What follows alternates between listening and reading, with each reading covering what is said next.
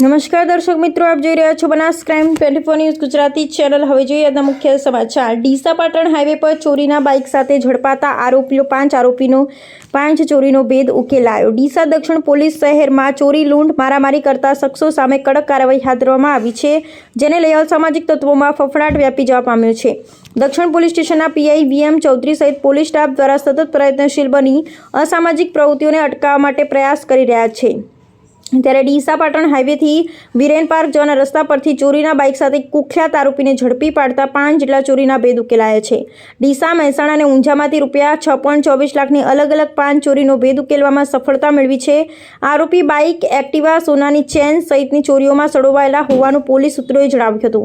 ડીસા દક્ષિણ પોલીસ ગુરુવારે પેટ્રોલિંગમાં હતી તે દરમિયાન ચોરીનો એક શંકાસ્પદ શખ્સ બાઇક લઈ ડીસા પાટણ હાઈવેથી અંબિકા ચોક તરફ આવી રહ્યો હોવાની બાતમી મળી હતી।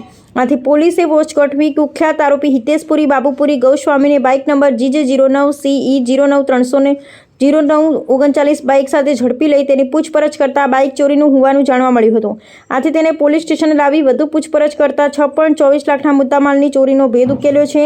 ઇન્ચાર્જ ડીવાયએસપી કૃણાલસિંહ પરમારે જણાવ્યું હતું કે ચોરીના બાઇક સાથે ઝડપાયેલા હિતેશ ગૌસ્વામી ઉર્ફે એક્શન દ્વારા ડીસામાં નંદનવન સોસાયટીમાંથી રૂપિયા 2.28 લાખની ચોરી તથા સિંધી સમાજની વાડીમાંથી એક્ટિવા ચોરીનો સમાવેશ થાય છે। ડીસા ઉત્તર પોલીસ સ્ટેશનના ગુનામાં રૂપિયા 1.25 લાખની સોનાની ચેઇન, મહેસાણા શહેરમાં પીઆઈ 1.80 લાખની સોનાની ચેઇન તથા ઊંઝામાં બાઇકની ચોરી કરી હતી અને અગાઉ પણ હિતેશ ગૌસ્વામી ઉર્ફે એક્શન પર 18 જેટલા ગુના નોંધાતા તેને તડીપાર પણ કરવામાં આવ્યો હતો અને તડીપારની મુદત પૂર્ણ થતાં ફરી ચોરી અને લૂંટની ઘટનાને અંજામ આપતા દક્ષિણ પોલીસે ઝડપી પાડી જેલના સળિયા પાછળ ધકેલી આગળની તપાસ હાથ ધરવામાં આવી રહી છે।